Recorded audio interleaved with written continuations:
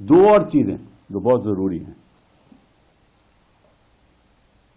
वो है शिक्षा और स्वास्थ्य। इन पे भी कोई ध्यान नहीं हुआ पिछले 15 सालों में, पिछले 11 सालों में। 2014 के बाद कोई नई नीति नहीं लाई गई जो जमीन पे इंप्लीमेंट हो, कुछ नहीं। ये 4 चीजें हर एक इंसान को के लिए बहुत जरूरी है। और क्या मुद्दे हैं इस देश में जो चल रहे हैं कि वोट में बदलाव लाओ, वो सूची है उसमें स्वच्छता लाओ, ये चल रहा है।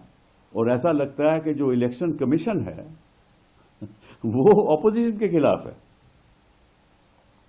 अभी एक राजनीतिक दल का नेता वेस्ट बंगाल का कई लोग लेकर, और चुने हुए लोग जिन्होंने लोगों को चुना है, लोगों ने उनको चुना है, अभी गए इलेक्शन कमीशन के पास, और इलेक्शन कमीशन उनको उंगली उठा के बात करता है। उन्होंने कहा कि भाई देखा, आप उंगली उठा के बात नहीं कीजिए, हम गिने हुए चुने हुए लोग हैं, आप तो नॉमिनेटेड हैं। ऐसा लगता है कि जो इलेक्शन कमीशन है वो इतना पक्षपात कर रहा है कि जैसे ही कोई ऑपोजिशन डिमांड करती है, ऐसा लगता है कि इलेक्शन कमीशन ही उसके खिलाफ है।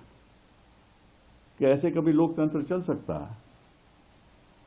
मुझे याद है, मैं इतिहास के ज़्यादा पीछे जाना नहीं चाहता, लेकिन हिंदुस्तान की स्थिति आज की बताना चाहता हूं कि जब हमें स्वतंत्रता मिली तो पहला काम पंडित नेहरू ने किया कि जमींदारी खत्म कर दी, जमींदार को खत्म कर दिया। और जो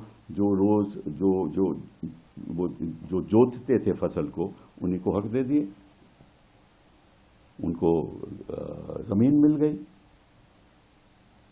तो जमींदारी एबॉलिश की, आम आदमी को जो जोतते थे फसल को, उनको हक दिए। इन्होंने उद्योगपति को जमींदार बना दिया। आज के दिन कौन बड़े जमींदार हैं? उद्योगपति।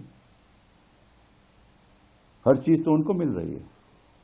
तो देखो कितना बदलाव आया है हमारे देश में, कितना बदलाव आया है कि आम आदमी के बजाय बड़े बड़े लोगों को सब कुछ मिल रहा है, चाहे वो पोर्ट हो, चाहे वो अपने एयरपोर्ट हो, कुछ भी हो, मिल रहा है।